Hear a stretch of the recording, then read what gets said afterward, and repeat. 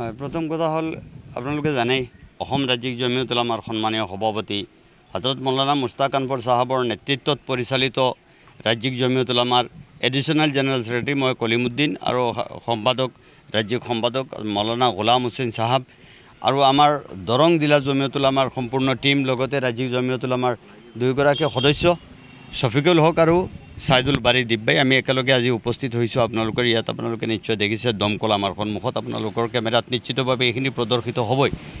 এতিয়া কথা হ'ল 2021 চনত আপোনাৰ গৰুকুটি যিখিনি মানুহ উচ্ছেদ হৈছিল তেতিয়া আমি আহিছিলোঁ আৰু কণ্টিনিউ চৰকাৰৰ দৃষ্টিত থাকি প্ৰশাসনৰ অনুমতি সাপেক্ষে তেওঁলোকৰ কাৰণে সহায় সহযোগিতা কৰি গৈছিলোঁ।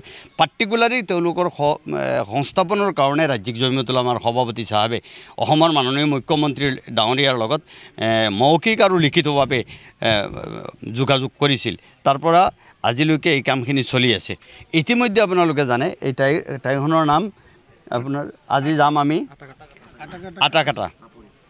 আটাকাটা চাপৰি আমি যাম। ইয়াতে 470 পৰিয়ালতকৈ বেছি ইতিমধ্যে চৰকাৰে বহিবলৈ তেওঁলোকে ঠাই দিছে, ইয়াতে সংস্থাপিত কৰিছে বুলি আমি জানিব পাৰিছোঁ বা আমি অফিচৰ জৰিয়তেও জানিব পাৰিছোঁ।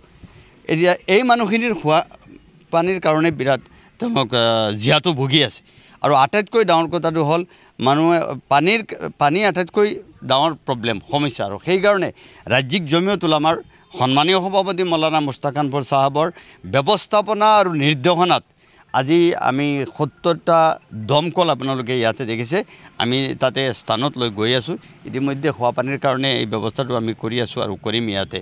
আৰু এই চগতে মই ক'ব বিচাৰিছোঁ অসম ৰাজ্যিক জমিয়তুল উলামাৰ সন্মানীয় সভাপতি সাহাবক এই অঞ্চলৰ দলপুৰৰ দৰং জিলা জমিয়তৰ নেতৃত্বত ইয়াত সভাপতি সাহাব আছে, সকলোৱে ভূয়সী প্ৰশংসা কৰি আছে, আমাৰ সন্মুখতো কৰি আছে যে এই সংকট কালত বহুত মানুহে ৰাজনীতি কৰি থকা সময়ত ৰাজনীতিৰ ঊৰ্ধত গৈ আমাৰ সন্মানীয় সভাপতি সাহাবে কেৱল আৰু কেৱল দুখীয়াসকলক সহায় কৰিছোঁ। আৰু লগতে মই ক্লিয়াৰ কৰি দিব বিচাৰিছোঁ আমাৰ জমিয়ত ভেৰি ক্লিয়াৰ ষ্টেণ্ড আমাৰ জমিয়তৰ আৰু সভাপতি সাহাবো তেওঁৰো ক্লিয়াৰ ষ্টেণ্ড। আমি কেৱল মুছলমান হিচাপে যে সহায় কৰোঁ সেইটো নহয়, জাতি ধৰ্ম বৰ্ণ ভাষা নিৰ্বিশেষে য'তেই আৰ্তসকল আছে তেওঁলোকক আমাৰ সামৰ্থ্য অনুসৰি আমি তেওঁলোকৰ কাষত থিয় দিয়াৰ চেষ্টা কৰোঁ, সহায় কৰোঁ আৰু তাৰে যিটো অনুসৰণ সেইটো আজি আপোনালোকে দেখি আছে। ইয়াতে আমি সকলোৱে গোট খাইছোঁ আৰু লগতে মই অসমৰ মাননীয় মুখ্যমন্ত্ৰী মহোদয়ক দুটা কথা অনুৰোধ কৰিব বিচাৰিছোঁ আপোনালোকৰ জৰিয়তে। ধন্যবাদো দিছোঁ মানুহখিনিক সংস্থাপিত কৰিছোঁ আৰু লগে লগে মই অনুৰোধ কৰিব বিচাৰিছোঁ যে এই মানুহখিনিত আৰু যথেষ্ট মানুহ এতিয়াও বাদ পৰি আছে, তেওঁলোকৰ মানে ৰিহেবিলিটেশ্যন হোৱা নাই এতিয়ালৈকেও আৰু নতুন বহুত উচিত হৈ আছে মানুহখিনিক। আমি অসম ৰাজ্যিক জমিয়তুল উলামাৰ তৰফৰ পৰা মাননীয় মুখ্যমন্ত্ৰী মহোদয়ক অতি বিনম্ৰতাপূৰ্বক অনুৰোধ জনাইছোঁ যে মানুহখিনিক উচ্ছেদৰ পূৰ্বে সংস্থাপনৰ ব্যৱস্থা কৰক, যেহেতু হাইকোৰ্টে কৈ দিছে আৰু যিখিনি ইতিমধ্যে উচ্ছেদ হৈছে সেইটো হাইকোৰ্টৰ অৰ্ডাৰ। মানুহখিনিক খোৱা খাদ্যৰ ব্যৱস্থা কৰিব লাগে আৰু সংস্থাপনৰ ব্যৱস্থা কৰিব লাগে। লগে লগে ল'ৰা ছোৱালীবিলাকৰ শিক্ষা দীক্ষা তেওঁলোকৰ মৌলিক অধিকাৰখিনি শিক্ষাৰ অধিকাৰৰ পৰা বঞ্চিত হৈ গৈ আছে আৰু এই মানুহখিনি নাগৰিকসকল 3টা মৌলিক অধিকাৰ অন্ন বস্ত্ৰ বাসস্থানৰ পৰা তেওঁলোক এতিয়া বঞ্চিত হ'ব বিচাৰিছে। গতিকে মাননীয় মুখ্যমন্ত্ৰী মহোদয়ক আমি অনুৰোধ জনাইছোঁ যে বৰ্তমানৰ যিসকল মানুহ তেওঁলোক উচ্ছেদিত মানুহ তেওঁলোকক পুনৰ সংস্থাপন যাতে কৰে, এইটো আমাৰ জমিয়তৰ আহ্বান। আজি আমি 70টা কল দি আছোঁ, 70। অসম চৰকাৰে যিহেতু বাংলাদেশী বুলি কৈ উচ্ছেদ কৰি আছে, ইফালে আনফালে সংস্থাপন দি আছে, এই সন্দৰ্ভত কি ক'ব? চাওক চৰকাৰে বা মুখ্যমন্ত্ৰীয়ে কি কৈছে, এইটো অসম ৰাজ্যিক জমিয়তুল উলামা আমি তথ্যৰ ওপৰত কথাখিনি কওঁ। ইতিমধ্যে আপোনালোকে জানিছেই যে নাগৰিকত্বৰ ভিত্তিবৰ্ষৰ ৰায় আপোনাৰ সুপ্ৰিম কোৰ্টৰ সাংবিধানিক বিচাৰপীঠে দি থৈছে। NRCৰ কামখিনিও আপোনাৰ সুপ্ৰিম কোৰ্টে দি থৈছে। সুপ্ৰিম কোৰ্টৰ জাজমেণ্টে যিসকলক কৈ আছে ইতিমধ্যে বৈধ ভাৰতীয় নাগৰিক, আমি সুপ্ৰিম কোৰ্টৰ এই আদেশৰ প্ৰতি বিশ্বাসী আৰু এইখিনি ভাৰতীয় নাগৰিক। ৰাজনৈতিক প্ৰেক্ষাপট আপুনি যদি আমি বিশ্লেষণ কৰিবলৈ যাওঁ তেতিয়াহ'লে দেখিব মুখ্যমন্ত্ৰীৰ পৰা আৰম্ভ কৰি একেবাৰে ৱাৰ্ড মেম্বাৰলৈকে তেওঁলোকে ভোট পোৱাৰ কাৰণে কেতিয়াবা কাক কি কয় তেওঁলোকৰ কোনো হিচাপ নাই।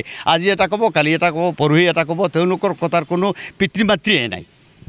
যিসকলক গৌৰৱটি উচ্ছেদ সংস্থাপন দিছে এইবিলাক চৰকাৰে যিখিনি সাহায্য মানে সুবিধা দিয়াৰ কথা আছিল সেইখিনি সম্পূৰ্ণ দিয়া হোৱা নাই প্ৰতিশ্ৰুতি জমিয়তৰ পৰা হয় এইখিনি আমি চাওক জমিয়তৰ ফালৰ পৰা গোটেইখিনিতো আমি দিয়াটো সম্ভৱ নহয় যিহেতু আমি এটা পাব্লিক সংগঠন ৰাইজৰ সংগঠন ৰাইজে দান বৰঙণি দিয়ে এইখিনিৰ পৰা আমি চলোঁ এই মানৱতাৰ দৃষ্টিভংগীত আৰু কেৱল মানৱতাৰ দৃষ্টিভংগীত নহয় সংবিধান মতে আইন মতে আচলতে এই মানুহখিনিক পূৰ্ণ সুবিধা দিয়াৰ দায়িত্বটো হ'ল আৰু কৰ্তব্য হ'ল চৰকাৰৰ ল'ৰা ছোৱালীবিলাকৰ শিক্ষা দীক্ষা যিসকল বৰ্তমান শিবিৰত আছে গৰুগুটিৰ পৰা আৰম্ভ কৰি একেবাৰে লামডিং সমষ্টিৰ নকুটিলৈকে এই মানুহখিনিৰ শিবিৰত বা ঘৰত চিকিৎসাৰ ব্যৱস্থা কৰা তাৰপিছত মানুহখিনি থকা মেলা খোৱাৰ সুব্যৱস্থা কৰি দিয়া খোৱা খাদ্যৰ ব্যৱস্থা কৰা এইখিনি চৰকাৰৰ দায়িত্ব চৰকাৰে কথাখিনি যদি তেওঁলোকৰ দৃষ্টিভংগী দুটা থাকে আমাৰ প্ৰতি যদি বা ধৰক সংখ্যালঘু মানুহখিনিৰ প্ৰতি বা উচ্ছেদ যিসকল